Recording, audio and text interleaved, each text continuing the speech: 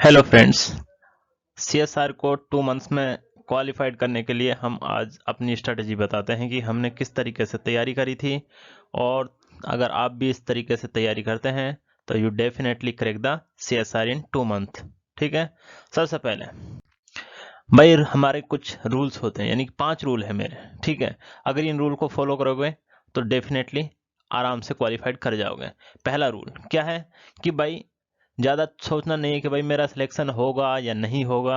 ठीक है। इसी बात को सोच सोच के हम क्या कर रहे होते हैं, टाइम वेस्ट कर रहे होते हैं। किताब खोल के बैठे तो हैं बट उसको पढ़ नहीं रहे हैं, उसे डाइजेस्ट नहीं कर रहे हैं। ठीक है। बस दिमाग में अलग ही ड्रीम चल रहे हैं कि भाई सिलेक्शन होगा तो क्या होगा, अगर नहीं होगा तो क्या होगा। सब चीज़ें छोड़ दो, बस अपनी पढ़ाई पे झोंक दो अपने आप को। ठीक है। तो रूल नंबर 2 क्या है कि भाई आज क्या है कि ऐसा नहीं कि तुम खाना जबरदस्त खा रहे हो फिर सुबह में उठ नहीं पाते हो लेट। ठीक है। तो फिर क्या होता है, फिर सारे दिन डिप्रेशन में चला जाता है कि यार मैंने सुबह उठा नहीं जल्दी में। ठीक है। तो मेरी पढ़ाई कम होगी। इसलिए थोड़ा शाम को जब खाओ तो कम खाना खाओ, बट हेल्थी खाना खाओ। मतलब हेल्थी डाइट मतलब फ्रूट्स का यूज करो, वेजिटेबल्स का यूज करो, कैरेट का यूज करो। ठीक है। डिफरेंट डिफरेंट फ्रूट्स मार्केट में अवेलेबल हैं। 1 महीने 2 महीने अगर खा लोगे तो ज़्यादा सस्ताई नहीं होगी, ज़्यादा पैसा खराब नहीं होगा। ठीक है। मिल्क वगैरह का यूज कीजिए। ठीक है। Rule number 3, avoid the friends जो आपको क्या करते हैं, डिमोटिवेट करते हैं। उन दोस्तों से बातें करना छोड़ दो। उन दोस्तों को अगर 2 महीने के लिए ब्लॉक मार दोगे तो कोई ज़्यादा बड़ी बात नहीं हो जाएगी। ठीक है। उनसे बात मत कीजिए। ठीक है। चाहे वो रिलेटिव्स हों चाहे वो फ्रेंड्स हों। अगर हम 50 दिन उनसे बात नहीं करते हैं तो वो कहीं दूर नहीं भागे जा रहे हैं। ठीक है। वो वापस से वहीं आ जाएंगे। अगर तुम्हारा सिलेक्शन होगा तो वही सबसे पहले वही मिठाई लेकर आपके पास आएंगे। ठीक है। इसलिए उनको अवॉइड कीजिए। नंबर 4 रूल क्या है हमारा कि भाई एक हमें क्या बनाना है, एक टाइम टेबल बनाना है। यानी कि अपने जो घर पर क्या है कि एक पेज ले लीजिए और उसमें 50 डेज का क्या कर लीजिए आप, क्या करना है आपको 50 डेज का एक मार्क कर लेना है। ठीक है। कि उसमें लिख लेना है कि भाई जैसे 50 50 59 49 48 47 46 इस तरीके से डिक्रीजिंग क्या लेना है, पूरा बना लेना है 1 तक। ठीक है। और 1 को आपको क्या बनाना है, ये होना चाहिए आपका 29, जिसका भी आपका क्या होगा एग्जाम की डेट होगी। ठीक है। उस डेट को 1 आ जाना चाहिए और इनको पर डे क्या करता रहना है, क्रॉस करते रहना, कट लगाता रहना है कि भाई 1 गया 2 गया। उससे आपको पता चलेगा कि आपके पास कितने दिन बचे हुए हैं। ठीक है। तो पर डे 1 क्रॉस मारना ही मारना है। ठीक है। तो ये आपका सबसे इंपॉर्टेंट ये वर्क करेगा। और रूल नंबर 5, ठीक है, ये 2 रूल ऐसे थे जिनको मैं लाइफ में हमेशा लगाता रहा हूँ और हमेशा यूज करता हूँ और सक्सेस मिलती रहती है। ठीक है। तो रूल नंबर 5 होता है रिवीजन कैसे करें। ठीक है भाई। अब हम रूल नंबर 5 की बात करते हैं जो कि हमारा मोस्ट इंपॉर्टेंट रूल होता है। इसमें देखते हैं क्या होता है। मान लो हमने रिवीजन तो पढ़ तो हमने सब चीज़ लिया है। मान लो हमने 7 यूनिट पढ़ी या 8 यूनिट, किसी ने 10 यूनिट का पढ़ी, किसी ने 12 यूनिट पढ़ी, किसी ने 13 यूनिट पढ़ ली। पढ़ तो सब कुछ लिया है पर ऐसा लग रहा है कि भाई अपन को आता तो कुछ है ही नहीं है। ठीक है। दिमाग में कुछ और ही चल रहा है कि यार सब ब्लैंक ब्लैंक नजर आ रहा है, क्या सारा सारा ब्लैंक ब्लैंक नजर आ रहा है। ठीक है। तो भाई कुछ भी नहीं है। ठीक है। यानी कि याद ही कुछ है या नहीं है, टेस्ट कर रहे हैं नहीं हो रहा है। ठीक है। तो दिमाग खराब हो रहा है। ठीक है। तो भाई वो पढ़ा बहुत टाइम हो गया है। ठीक है। अब उसको रिवीजन करना है, इसे कहते हैं रिवीजन रिकॉल। यही तो होता है इंपॉर्टेंट चीज। क्या होता है इंपॉर्टेंट स्टेप, इसी को कहा जाता है। देखो इसमें क्या करना है, मान लो हमने बायोकेमिस्ट्री को पढ़ना स्टार्ट किया। ठीक है। यानी कि मेरा पहला दिन है आज और आज मैं बायोकेमिस्ट्री का स्टार्ट करता हूँ। मान लो मैंने आज अमीनो एसिड को कंप्लीट करना। ठीक है। पैरेलल में 2 यूनिट चला के रखना है, हमेशा याद रखो। पैरेलल में 2 यूनिट चलाओ, एक स्ट्रॉन्ग यूनिट चलाओ, एक थोड़ी वीक यूनिट चलाओ। ठीक है। एक इंटरेस्टिंग यूनिट होनी चाहिए और एक थोड़ी बोरिंग टाइप की और मोस्ट इंपॉर्टेंट होनी चाहिए। ठीक है। मान लो मैंने एक बायोकेमिस्ट्री चला ली और दूसरी तरफ मैंने क्या चला ली, अपनी प्लांट फिजियोलॉजी चला ली, क्योंकि दोनों ही स्कोरिंग है। प्लांट फिजियोलॉजी चला ली और बायोकेमिस्ट्री चला ली मैंने। ठीक है। तब मैंने क्या करा कि मैंने आज बायोकेमिस्ट्री को पढ़ा है और प्लांट फिजियोलॉजी को पढ़ा है। तो दूसरे दिन क्या करना है, दूसरे दिन सुबह मॉर्निंग में जल्दी उठा और मॉर्निंग में उठने के बाद मैंने क्या करा, 2 घंटे मैंने बायोकेमिस्ट्री को रिवीजन दिया और फिर आधे घंटे का थोड़ा रेस्ट लिया। ठीक है। इसमें मैंने अपना जो भी फ्रेशनेस और ब्रेकफास्ट वगैरह सब चीज़ मैंने किया। उसके बाद फिर मैं 2 घंटे फिर मैंने प्लांट फिजियोलॉजी को दिया, यानी दोनों यूनिट का क्या कर दिया मैंने, रिवीजन कर दिया। ठीक है। अब रिवीजन कर लिया मैंने, रिवीजन का मतलब क्या है कि भाई पढ़ते गए, जो हमने कल पढ़ा था उसको स्मार्ट कार्ड जो याद है वो अच्छी बात है, जो याद नहीं है मतलब जिसे भूल रहे हो, जिसे रिकॉल नहीं कर पा रहे हो, उसका क्या बना लिया आपने, एक स्मार्ट कार्ड बना लिया, ठीक है, स्मार्ट कार्ड बना लिया और उस पर लिख लिया, यानी कि A4 साइज की एक पेज ले लो, उसके 2 टुकड़े कर लो, ठीक है, 1 2 और फिर इन पे स्टेपल मार लो, तो ये हो गया आपके स्मार्ट कार्ड टाइप के बन गए और उन पे लिखते रहिए, ठीक है। अब बात आती है आफ्टरनून में क्या करना है। आफ्टरनून में क्या करा मैंने भाई, उस जो मेरा नया टॉपिक है, ठीक है, मान लो अब इम्यूनो एसिड से आगे बढ़ना है, अब मैंने कार्बोहाइड्रेट वगैरह पढ़ा, फिर इधर प्लांट फिजियोलॉजी में रेस्पिरेशन वगैरह पढ़ा, ठीक है, तो उनको मैंने नया टॉपिक पढ़ा। अब चाहे आप वीडियो देख रहे हो किसी एजुकेटर की, या फिर आप कोई भी प्लेटफॉर्म यूज कर रहे हो, ठीक है, या फिर आप सेल्फ स्टडी कर रहे हो, पाथफाइंडर पढ़ रहे हो, ठीक है, और पाथफाइंडर को हमेशा साथ साथ पढ़ते रहना, क्योंकि 2 नंबर के क्वेश्चन होते हैं वो पाथफाइंडर से ही पूछे जाते हैं, डायरेक्ट बुक में जो लिखे होते हैं तुरंत वहीं से उठाते हैं और पुट डालते हैं, ठीक है। और पाथफाइंडर के पीछे जितने भी क्वेश्चन है उनको नहीं छोड़ना है और कैटलिस्ट को नहीं छोड़ना है, ये 2 इंपॉर्टेंट चीज होती हैं। तो इवनिंग में क्या करना है, मान लो 4 से 5 बज गए हैं, ठीक है, अब क्या क्या करना है भाई, और हाँ एक चीज और याद रखना है कि 1 से 2 घंटा रेस्ट लेना, वो भी मैं अभी बताऊंगा किस तरीके से करना है। इवनिंग में क्या करते हैं कि मान लो 1.5 घंटे का हमने PYQ लगाया, बायोकेमिस्ट्री के 50 क्वेश्चन लगा लिए, कोई भी रैंडम क्वेश्चन उठाते जाए, जो हो रहे हैं उनको लगाते जाइए, जो नहीं हो रहे उनको स्किप करते जाइए, छोटे छोटों को पहले पकड़ लीजिए, बड़े बड़ों को बाद में पकड़ेंगे, ठीक है। और इधर अपना बायोकेमिस्ट्री कंप्लीट चल रहा है, ठीक है, और ज्यादा मत भगाइए इसको, 5 दिन के अंदर अंदर या 6 दिन के अंदर अंदर बायोकेमिस्ट्री को खत्म कर डालिए, ठीक है, और ऐसे ही 6-7 दिन के अंदर अंदर प्लांट फिजियोलॉजी को डालिए, ठीक है। मोस्टली कोई भी एजुकेटर होता है, चाहे अनअकैडमी के बारे में बात करें, चाहे किसी प्लेटफॉर्म के बारे में बात करें, मोस्टली कितने लेक्चर होते हैं भाई, हैं, कितने लेक्चर होते हैं, मैक्सिमम 25 से 20 से 25 लेक्चर होते हैं पर डे में। अगर आप 3 लेक्चर देख लो, 2 लेक्चर देख लो, 4 लेक्चर देख लो, देख तो सकते ही है ना, तो इस वजह से आराम से खत्म हो जाते हैं, ठीक है। तो थर्ड डे में क्या करता है, जो हमने सेकंड डे की आफ्टरनून में पढ़ा है, जो हमने सेकंड डे के आफ्टरनून में पढ़ा है, अब वो थर्ड डे के मॉर्निंग में उसको क्या करना है, रिवीजन करना है, और ऐसे ही कैटलिस्ट के क्या करना है, 50-50 क्वेश्चन लगाने हैं दोनों, यानी कि दोनों यूनिट चल रही हैं, 2 यूनिट के 50 क्वेश्चन मान लो बायोकेमिस्ट्री के लगा लिए, 50 क्वेश्चन हमने प्लांट फिजियोलॉजी के लगा लिए। अब क्या करते हैं भाई, टाइम टेबल कैसे डिजाइन करेंगे, ठीक है।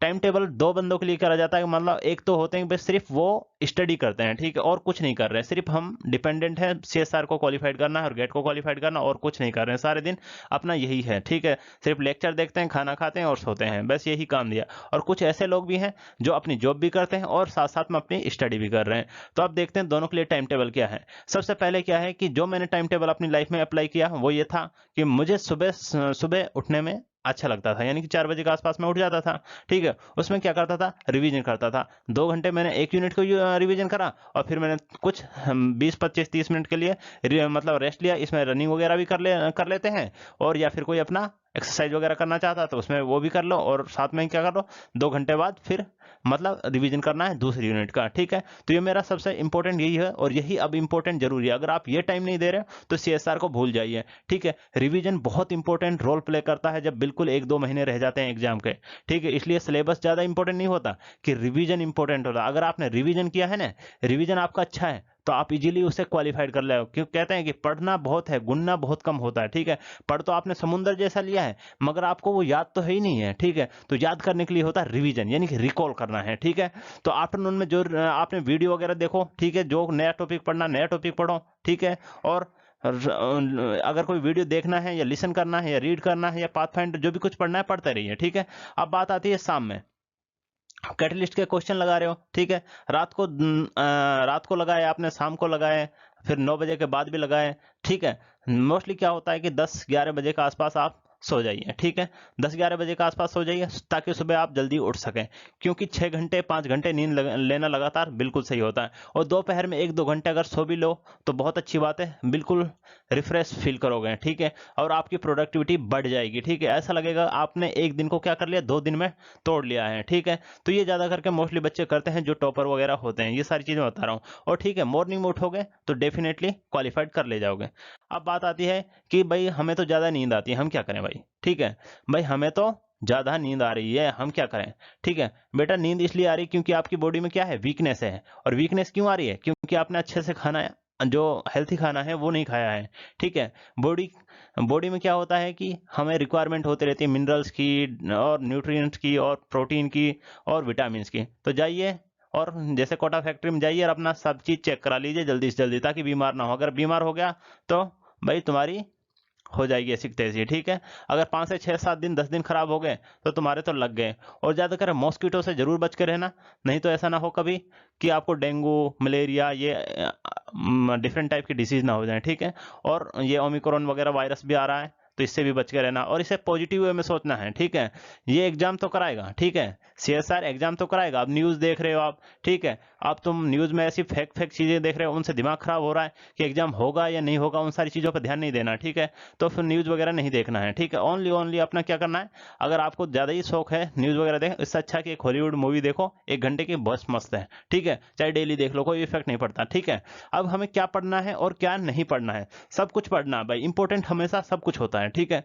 भाई सीएसआर ने जो पूछ लिया वो तो पूछ लिया, जो नहीं पूछा उससे ज्यादा पूछता है आजकल वो, ठीक है। तो जो पूछ लिया वो भी पढ़ना है, जो नहीं पूछा है वो भी पढ़ना है, ठीक है। और पीवाईक्यू की इंपॉर्टेंस बताएं हम आपको कि भाई जितने भी कैटेलिस्ट के अंदर क्वेश्चन है ना, उनको तो भाई याद कर लो, ठीक। याद करने का मतलब ये है कि भाई उनको अच्छे से पढ़ते रहिए, ठीक है, उनको सोल्व करिए, ठीक है। और जो 1 2 डिफिकल्ट क्वेश्चन होता है तो जाने दीजिए, कोई दिक्कत भी नहीं। ये बात मान के चलिए 50 नंबर से ज्यादा के क्वेश्चन रिपीट होते हैं डायरेक्ट ऐसे के ऐसे ही, या तो उसमें क्या चेंज कर रहा है, ऑप्शन चेंज करके दे रहा है एग्जामिनर, या फिर क्या कर रहा है कि उसकी मतलब कॉन्सेप्ट वही है, क्वेश्चन को थोड़ा घुमा दिया है, ठीक है। तो लैंग्वेज हमेशा याद रखो। और हाँ एक चीज और, कभी कुछ ऐसे एजुकेटर हैं, कुछ ऐसे बच्चे भी हैं जो ये कहते हैं मैंने तो आज 50 क्वेश्चन लगाए, मैंने तो आज 10 क्वेश्चन लगाए। एजुकेटर क्वेश्चन लगा रहा है, वो एजुकेटर होता है कोई भी अनअकैडमी वगैरह या कोई भी प्लेटफॉर्म पे, एजुकेटर क्वेश्चन को रीड कर रहा है, तो इसका ये मतलब है कि वो स्टूडेंट क्वेश्चन नहीं लगा रहा है। क्यों नहीं? क्योंकि भाई ये बताओ, क्वेश्चन की जो लैंग्वेज होती है, अगर आप उसको नहीं पढ़ते हो, आप उस क्वेश्चन की लैंग्वेज को नहीं समझते हो, तो आप डेफिनेटली क्वेश्चन का आंसर को सॉल्व नहीं कर पाओगे जब एग्जाम में होगा। तो इसलिए अपना क्वेश्चन खुद पढ़ो, खुद एनालिसिस करो। मोस्टली बच्चे क्या होता है, क्वेश्चन को जल्दी में पढ़ते हैं, मोस्टली बच्चे क्वेश्चन को जल्दी में पढ़ते हैं और उसे आंसर गलत लगा देते हैं, ठीक है। लिखा होता है इनकरेक्ट, पढ़ लेते हैं उसे करेक्ट, ठीक है। तो इसलिए क्वेश्चन को एनालाइसिस, एग्जामिनर क्वेश्चन से खेलता है और क्वेश्चन के अंदर ही आंसर छिपा होता है, इसलिए क्वेश्चन को एनालिसिस करना बहुत अच्छे से आना चाहिए, ठीक है। अब आता है क्वेश्चन सोल्व नहीं हो रहे यार मेरे से, तो मैं तो कैटेलिस्ट लगाता हूं बट क्वेश्चन सोल्व नहीं हो रहे, इसका क्या मतलब है? या तो आपने सही नहीं पढ़ा, अगर सही पढ़ा है तो भाई हो जाना चाहिए। तो क्या करना है कि जो भी आपको बेस्ट एजुकेटर लगता है उस एजुकेटर की वीडियो देखो, ठीक है, पाथफाइंडर को साथ में रखो और उनको ध्यान से पढ़ो, ध्यान से मतलब ध्यान से रिवीजन करो उसका, ठीक है। आखिरकार गलती क्या हो रही है भाई, गूगल भी कर सकते हैं, गूगल का भी यूज करो, ठीक है। गूगल पे कोई भी वर्ड टाइप करोगे तो उसके बारे में थोड़ा बहुत निकल आएगा, तो वहां से भी आप नॉलेज गेन कर सकते हो, ठीक है। तो आप पढ़ते रहिए और नॉलेज को एक्वायर करते रहिए। अब बात आती है सही का मतलब क्या है। मतलब मान लीजिए हमने एक यूनिट को तो पढ़ लिया, ठीक है, मगर कोई एजुकेटर अगर वीडियो दे रहा है, मान लो कि हमने क्या करा कि 20 वीडियो हैं एक चैप्टर की, मान लो पाथफाइंडर की 20 वीडियो हैं, ठीक है। तो हमने क्या करा कि भाई हमें 6 से 7 डेज में जो हमारा पहला चैप्टर है बायोकेमिस्ट्री 5 से 6 दिन में कंप्लीट करना है, तो 5 से डिवाइड कर दो कि भाई हमें इसकी 3 से 4 लेक्चर पर डे देखने हैं, ठीक है। तो उठे और पहले तो रिवीजन, सुबह का तो काम रिवीजन के लिए दे दिया, दोपहर में जो भी आपके पास टाइम है उसमें क्या करो, वीडियो को 2x पे भगा के देखो। कितने पे देखो? 2x पे देखो या फिर 1.5 पे देखो। अब ये टाइम नहीं है कि आप ऑनलाइन बैठे हो एजुकेटर के क्लास में और देख रहे हो। अच्छी बात है ऑनलाइन पढ़ना, अगर तुम्हारे कॉन्सेप्ट सारे क्लियर हैं, अगर तुम्हारा कुछ भी स्किप नहीं हुआ, अगर आप जनवरी फरवरी से पढ़ रहे हैं, लास्ट ईयर से ही पढ़ रहे हैं, तब से ये सारा नहीं हुआ, अगर तब से पढ़ रहे हैं ऑनलाइन जाके देख सकते हो एजुकेटर के साथ, फिर तो आपकी तैयारी बहुत अच्छी होगी। मैं उन बच्चों के लिए बात कर रहा हूँ जिन्होंने कम पढ़ा है, ठीक है, और अब वो घबरा रहे हैं कि होगा क्या। तो क्या करें भाई, एजुकेटर की 1.5 या 2x पर वीडियो को चलाएं, दौड़ाएं, उसे देखते रहें, ठीक है। तो इससे क्या होगा, आपकी सिलेबस भी कवर होगा और साथ साथ पाथफाइंडर को भी रखो। अगर हो सके तो पाथफाइंडर के छोटे छोटे पार्ट्स कर लो, हर यूनिट्स को पार्ट कर लो, मतलब फाड़ लीजिए उसके, ठीक है। अपने पास रखा, डिप्रेशन भी नहीं आता है। ऐसे एक चीज और बताएं हम आपको, बड़ी मोटी बुक होती है तो उसे देख देख कर ही डिप्रेशन आ जाता है, बहुत से बच्चे तो उसका वजन उठा उठा के पागल हुए हैं, ठीक है। छोटे छोटे पार्ट्स कर लेना चाहिए, ठीक है, मेरे हिसाब से तो मैं तो करता हूँ भाई, ठीक है। अब साथ साथ क्या है, अपने स्मार्ट कार्ड बना रहे थे आप, ठीक है, उन साथ साथ स्मार्ट कार्ड कब बना रहे, जब रिवीजन कर रहे हो, कुछ पॉइंट याद नहीं होते हैं जो इंपॉर्टेंट होते हैं, स्पेशल पॉइंट होते हैं, तो उनको क्या कर लेना, लिख लेना है, ठीक है। और उनको लिखते रहो और स्टेपल मारते रहो। A4 साइज के जो पेज मैंने बताया आपको, उसको 2 टुकड़ों में काट दिया और फिर उसको स्टेपल करके रख लिया। और जब संडे आएगा तो संडे को सारे स्मार्ट कार्ड को क्या कर लो, रिवीजन कर लो। रिकॉल कर लो, बार बार याद करो, ठीक है, और उनको अगले संडे के लिए भी रख दो, अगले संडे फिर रिवीजन करेंगे हम, ठीक है। अब बात मतलब ये है कि जितना तुम पढ़ोगे, जी, जितना तुम मेहनत करोगे भाई उतना ही तुम काटोगे, यानी जितना बोओगे उतना ही काटोगे। जब तक कोई पेन नहीं तो नो गेन, ठीक है, नो पेन नो गेन। अपने आप को सेल्फ मोटिवेट करते रहो, मेहनत करते रहो, और मेहनत कभी जाया नहीं जाती, जाया मतलब खराब नहीं होती है। अगर तुम अब अच्छे से मेहनत करोगे तो हो सकता है अगर इस बार नेट निकलेगा तो अगली बार जेआरएफ में भी अच्छे रैंक्स हो जाएगा। हम दुआ करेंगे इसी बार जेआरएफ निकल जाए। अगर मान लो इस बार अगर पॉसिबिलिटी नेट की होती है या फिर जेआरएफ की होती है तो अगली बार और अच्छी रैंक आ सकती है। और ये मत सोचना जो जेआरएफ ये है वही जून का जेआरएफ है, इसके बीच में ना ही कहीं आपका एडमिशन होगा और ना ही कहीं कोई आपका कोई जब तक वो नहीं बनकर आएगा, ठीक है, यहाँ तक वो सर्टिफिकेट होता वो भी नहीं आएगा बनकर, ठीक है। इसलिए टेंशन मत लो जून का और जनवरी का, ठीक है, दोनों ही जेआरएफ बराबर हैं, दोनों के लिए मेहनत करो। अगर इस बार अच्छी मेहनत करते हो अगली बार डेफिनेटली टॉप 10 में टॉप 50 में आ सकते हो आराम से, ठीक है। इसलिए दोनों एग्जामों की तैयारी कर रहे हैं। दिमाग में ये रखो हमारे पास तो 3 एग्जाम्पल है, साथ में हमारे पास क्या है भाई, गेट भी आ रहा है और जेआरएफ भी आ रहा है, ठीक है, दोनों तीनों के एग्जाम की एक साथ तैयारी हुई और साथ में डीबीटी भी लगाई आ रहा है, ठीक है, डीबीटी भी आ जाएगा मई जून में। तो हमें टेंशन नहीं लेनी है, सिर्फ अपने आप को फ्री छोड़ दो, ठीक है, बस पढ़ाई पढ़ाई पढ़ाई कीजिए, ओके।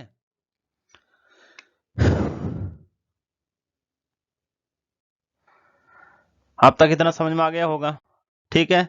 अब हम आपको दिखाते हैं कि मैंने क्या किया। देखो जब मैंने सीएसआर का एग्जाम दिया, सीएसआर का क्वालिफाइड किया, 105 रैंक आई मेरी, ठीक है, सीएसआर जेआरएफ में, ठीक है, फर्स्ट अटेम्प्ट में क्वालिफाइड हुआ। गेट को मैंने 2020 में भी क्वालिफाइड किया।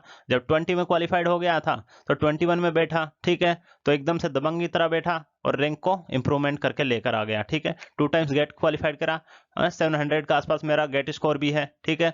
तो कोई भी एग्जाम होता है, अब आपका अच्छा स्कोर है तो आपको क्या करेगा, कोई भी, यानी जैसे जैसे कि मैंने टिफर को भी अच्छे से क्वालिफाइड किया, मैंने टिफर में भी हम क्वालिफाइड कर चुके हैं, ठीक है। अब देखो मेरे इंटरव्यू के लिए कॉल एनबीआरसी से मेरे पास कॉल आ चुकी थी, ठीक है, और मेरा आईआईटी दिल्ली का भी इंटरव्यू हुआ है, ठीक है। तो क्या है भाई, अगर तुम्हारे पास गेट स्कोर अच्छा है, जेआरएफ में रैंक अच्छी है, जेआरएफ क्वालिफाइड है, तो आपको हर जगह से कॉल लेटर वगैरह आएंगे जरूर।